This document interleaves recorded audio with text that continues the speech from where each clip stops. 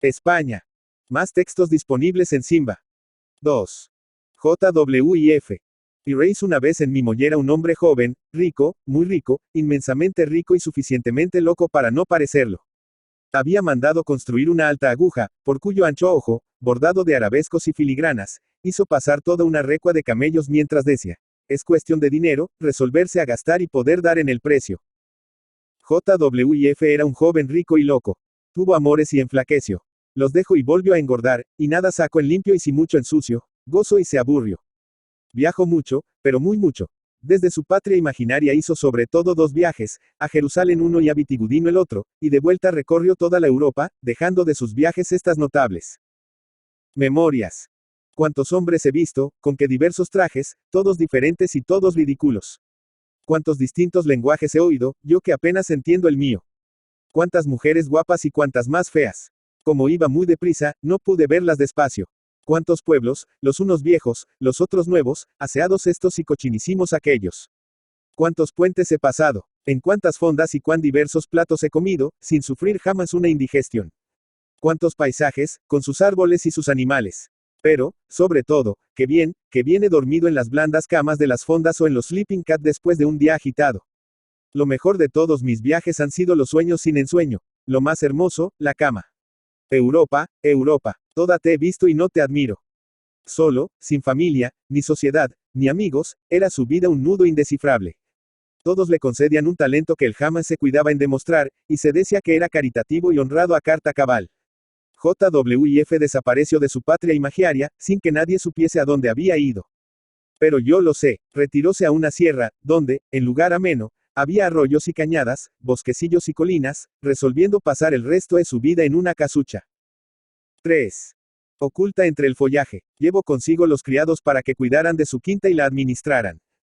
Se levantaba con el sol, daba un paseo silbando y llevando compás a los pájaros, se tendía bajo un árbol, sobre la hierba tierna, y allí, mirando desfilar las nubes, le llegaba la hora de comer, hora en que volvía a casa para hacerlo frugal pero sólidamente.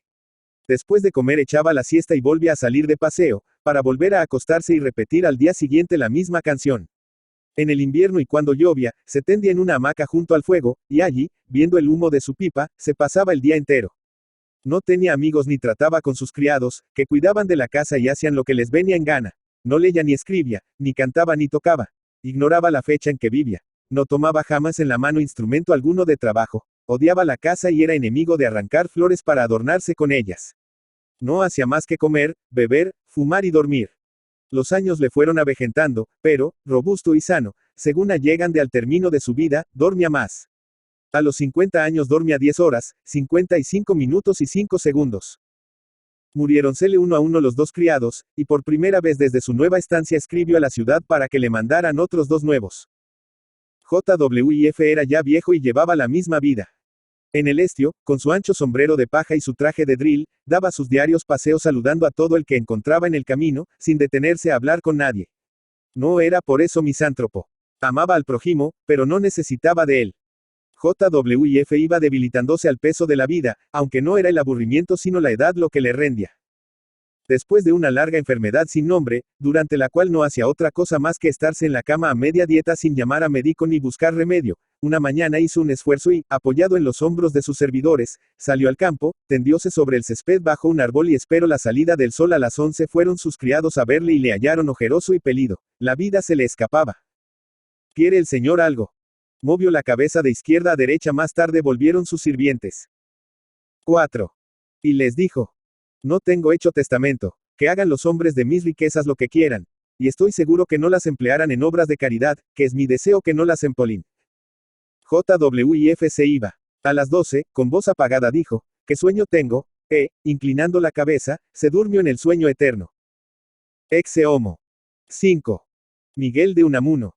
Miguel de Unamuno y Hugo Bilbao, 29 de septiembre de 1864, Salamanca, 31 de diciembre de 1936, fue un escritor y filósofo español perteneciente a la generación del 98. En su obra cultivó gran variedad de géneros literarios como novela, ensayo, teatro y poesía. Fue, asimismo, diputado en Cortes de 1931 a 1933 por Salamanca. Fue nombrado rector de la Universidad de Salamanca 3 veces. La primera vez en 1900 y la última, de 1931 hasta su destitución, el 22 de octubre de 1936, por orden de Franco. 6.